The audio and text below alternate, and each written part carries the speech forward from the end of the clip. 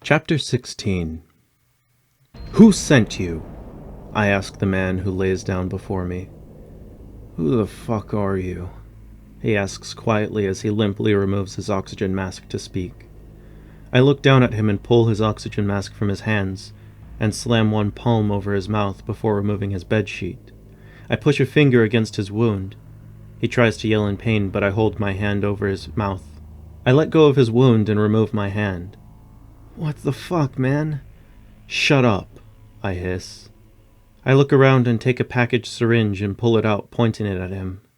Who sent you? You're one of the ones who beat Yuri, aren't you? There's 2 fucking cops out there guarding my room. If I so much as yell, he starts, you won't even get the chance.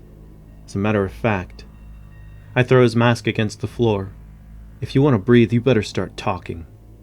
I look at his heart rate monitor and take it off, quickly placing the oximeter onto my own hand. He coughs a bit as he tries to move over to get it from me.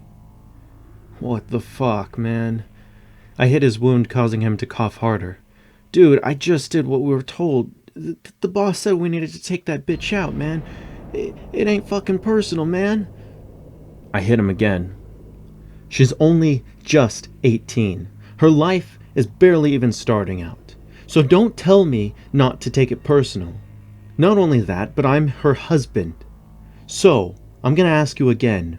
Who is your boss? I ask. I don't know, man. I just talk on the phone, man. My thoughts are interrupted as somebody walks up behind me. Excuse me, son. Is everything all right? Asks the voice. 7, 3, 5, 6, 2, 5, 0. I whispered to myself. Son? I look up to see the church priest standing beside me. I stare at him with red, teary eyes and shake my head.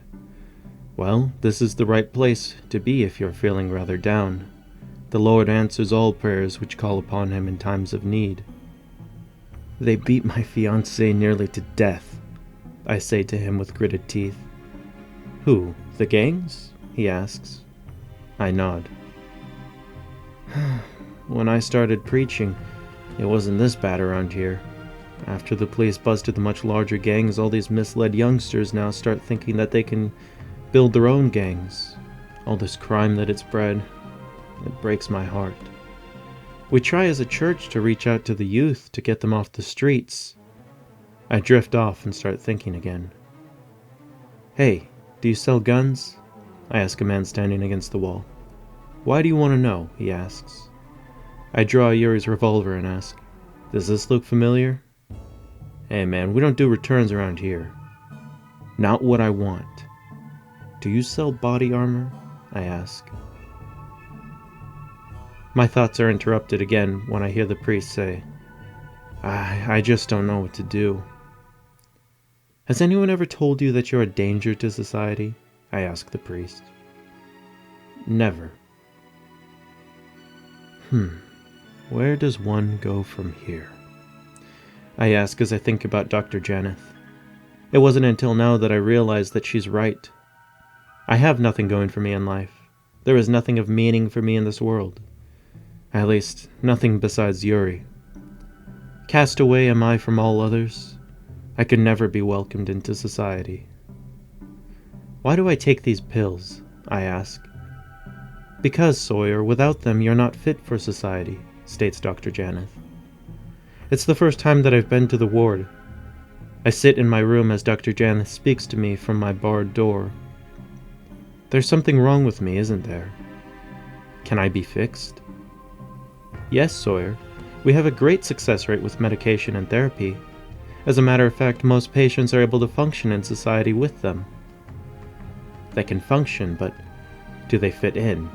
Are they made like the rest? Dr. Janeth looks at me with a small smile before she leaves me alone in the room. Take therefore no thought for the morrow shall take thought for the things of itself, I begin to say. Sufficient unto the day is the evil thereof, finishes the priest. I look up to him and nod. The gangs will not go down unless action is taken today. I will take that action. I will ensure that the ones responsible for her getting beaten are arrested. No man having put his hand to the plow and looking back is fit for the kingdom of God. He stares at me.